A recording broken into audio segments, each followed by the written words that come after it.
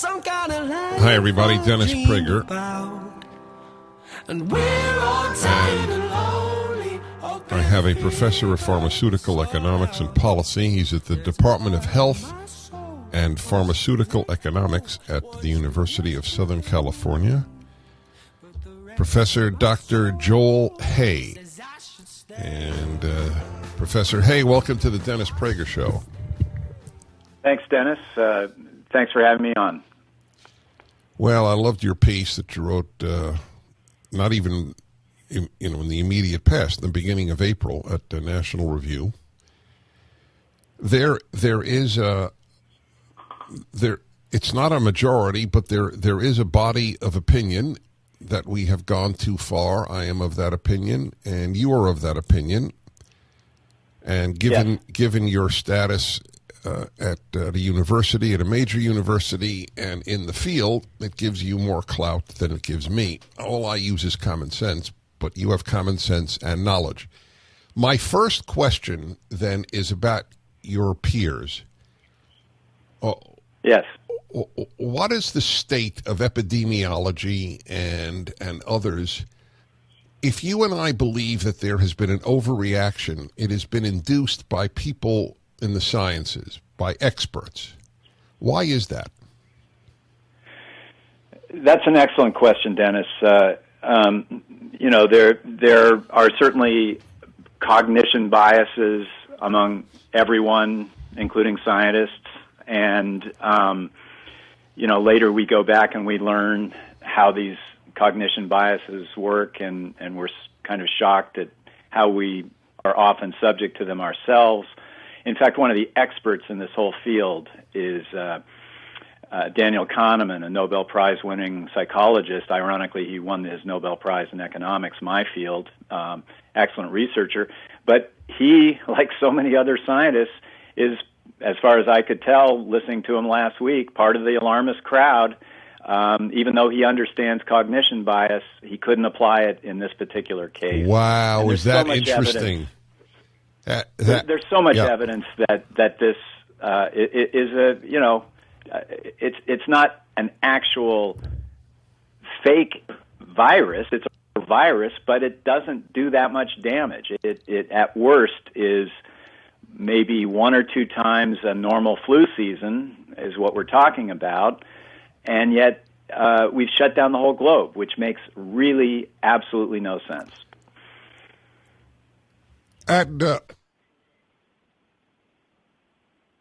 Excuse me. At USC, how many would agree with you? Well, I think if you could ask people informally, I think a lot of people agree with me.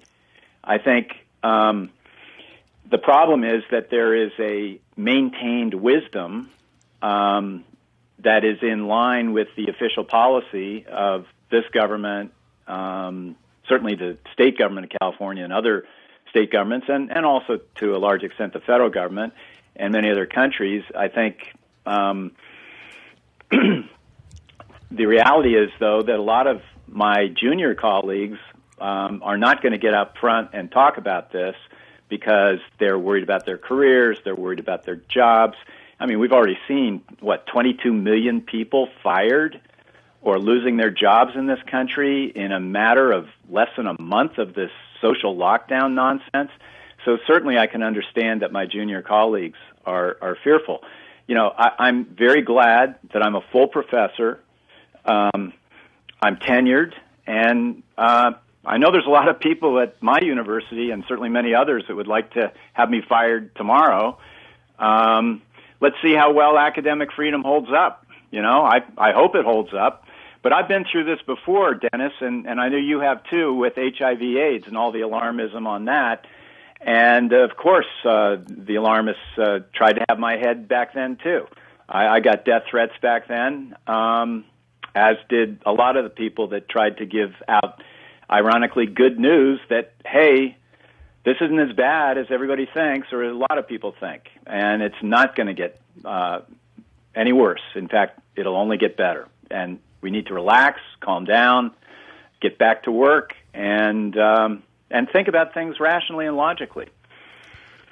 I believe that if your colleagues lost their jobs at the same ratio as people in restaurants and running businesses, there would be a different view of the lockdown in academia. You're absolutely right. When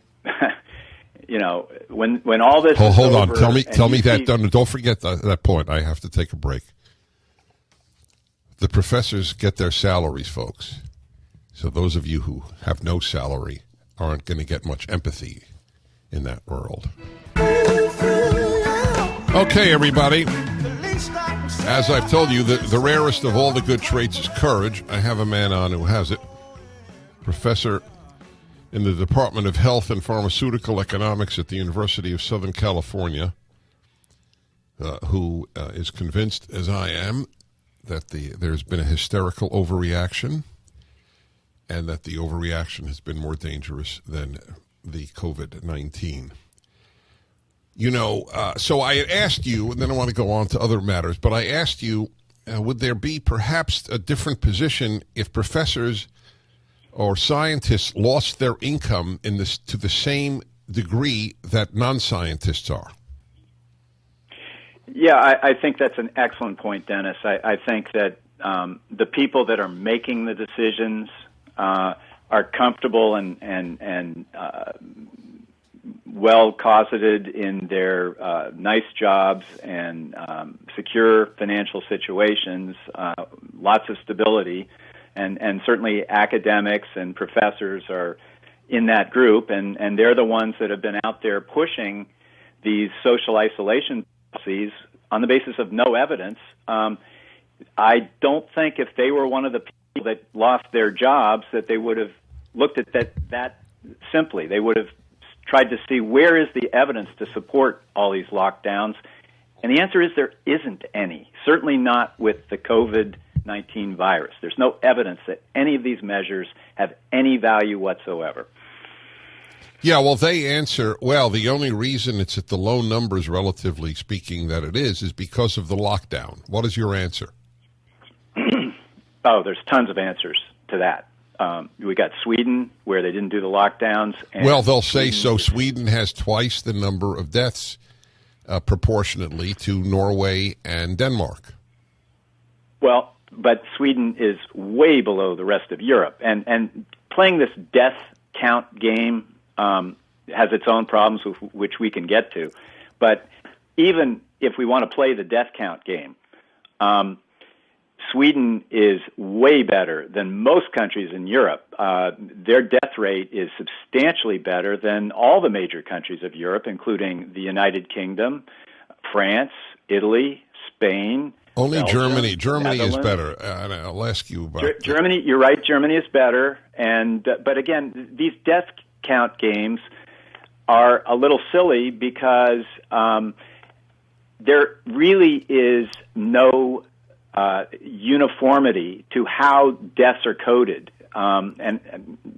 Just looking at that again, with some of the new information that's just coming out now on a lot of these testing kits for the C19 virus, both the antibody tests, which are the new ones, which have a lot of use but have their own problems, and then the older ones, which everyone's familiar with, which are the PCR tests, which now apparently they can get them down to really rapid testing. I don't know how accurate it is. Bottom line, however, Dennis, is that these tests are very faulty, and all of them yield false negatives and false positives. And by the way, the CDC changed the definition on March 24th in this country, saying, hey, anything that looks like a C19 death, just code it as a C19 death. You don't even need to have a C19 test. And even if you had a C19 test, like I say, it may or may not be a guy reliable. I know, his father died of lung cancer, but he was tested positive, so they said he died of COVID-19. It happens all the time. There are people who were told, 2 months ago that they were going to be dead in 2 weeks with metastatic cancer, And in at least one case, they died recently, and they coded it C19, even though they were told before this whole brouhaha with the social isolation that the person was going to be dead in 2 weeks. Yeah. So this is the state. It's a very disturbing thing. What has been done. I mean, let me give you a lot more evidence, because there's tons and tons of evidence about how bad this is. Okay, take U.S. prisons. We have 2.3 million inmates, and we know that they are forced to mix. You cannot socially isolate prisoners, and certainly here in L.A. And Men's Correction Center, I mean, they're right on top of each other, and that's true everywhere. They've done studies of antibody and other testing in prisons, and in Ohio they found up to 80% positive, and yet the number of deaths in the U.S. prison system as of April 8th, according to the New York Times, was only 32 total deaths in the whole prison system. So that suggests that even in the United States, among young, relatively healthy people, forced social mixing, or even just regular social mixing, the way we always have done it in normal flu season, is a better way to do things. It actually works better than these lockdowns. There are fewer cases, fewer deaths in prison than in the general population. Isn't that ironic? The prisoners actually had a constitutional lockdown. We didn't. We just got locked down without even any debate. Yeah, well, the prison numbers are... Obviously, you can't use the nursing home numbers because these people are already sick, or they wouldn't be in a nursing home, and of course, almost all quite elderly. Here's an interesting thing about that, Dennis. Not one case of C19 death has occurred in someone with no comorbidity. In other words, everybody who dies with C19, there is some other causal factor. Now, is C19 a contributor? Maybe in some cases, but we don't even know if it's a contributor in any of the cases. It has not been established using the scientific method of the Koch's postulates, Robert Koch, back in the 1800s, developed causal requirements for demonstrating that a pathogen is, in fact, lethal. None of these Koch's postulates have been satisfied by the C19 virus. All right. Listen, Professor, his piece is up at DennisPrager.com. We will speak again. Sir, I salute your courage and your knowledge.